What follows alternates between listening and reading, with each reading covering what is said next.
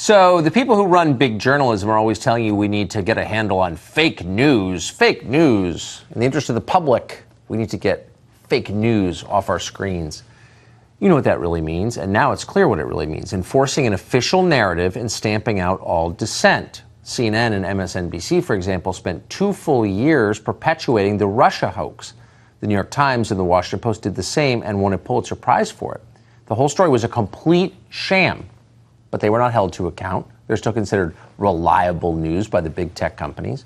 Meanwhile, the Federalist, which is a pretty small website, got the Russia story right from day one, and yet USA Today recently blacklisted the Federalist as an unreliable source because they don't like the Federalist's politics, their views on abortion, for example. Last year, meanwhile, Wikipedia's editors banned the use of Breitbart as a source because it was deemed, quote, not reliable, meaning they hadn't helped stoke baseless fears about Vladimir Putin, apparently. Alex Marlow is the editor-in-chief of Breitbart, and we're happy to have him on our set tonight. Alex, thanks a lot for coming on. Tucker, thanks for the time. I appreciate it. So what does this mean in practical terms that Wikipedia users can no longer use Breitbart as a citation? Yeah, I think in practical terms, what it means is that people who would access Wikipedia as a source are only going to get establishment media outlets to source their claims. And we know those claims they treat full-on hoaxes as fact. They've missed these seminal stories of our time, starting with, I think, the immigration crisis, which really we started reporting on in conservative media, particularly Breitbart, 2014, 2015. Yes. They missed the Brexit narrative. They missed the narrative that the establishment in our media and political classes and our coastal elite losing touch with the working man and women in flyover country. They missed that. They missed, of course, the election of Donald Trump. And now... Not a big thing. Yeah. That's a minor thing that they totally airballed. And now we're a year and a half, maybe 2.5 years, arguably, into the Russia hoax.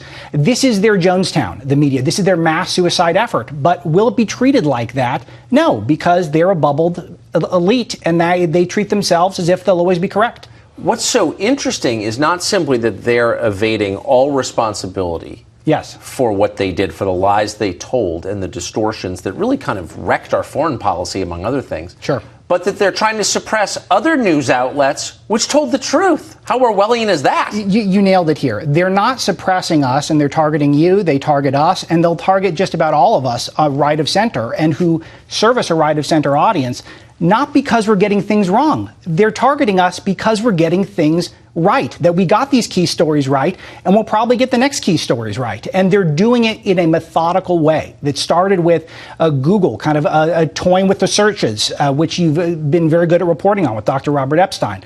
Twitter with the shadow banning, which we broke at Breitbart. It was called a hoax at the time. It turned out it wasn't. Facebook had to change their algorithm because places like Breitbart were dominating. And it goes on. Wikipedia kicking us out. Our Wikipedia, it shows up every time you use Google and Facebook. They rely on Wikipedia.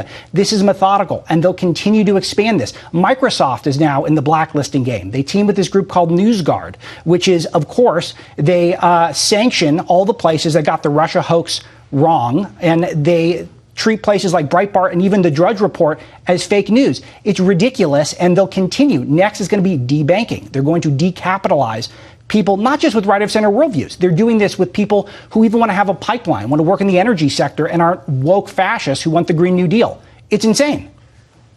Since free speech is dying, and what's killing it is not government, but big monopolies sanctioned by government. Yes. Do you know anyone in government who might be able to save free speech for the Republic? Why is nobody doing anything about this? I don't know, and that's exactly the question I was hoping you would ask, because I do hope that this is the most powerful audience in all of news, and I think that it would be great if the powerful folks who are watching it, understand that this is the battle. They are trying to win the 2020 election by shutting down and censor the outlets that might give voices to the voiceless, the people disenfranchised. You really think you're going to get reelected president if nobody can hear your message? Absolutely. They see this crystal clear, and that's why they're trying to shut down you and me. Alex Marlow, come back anytime. Great to see you. Thank you, Tucker. Thank you very much.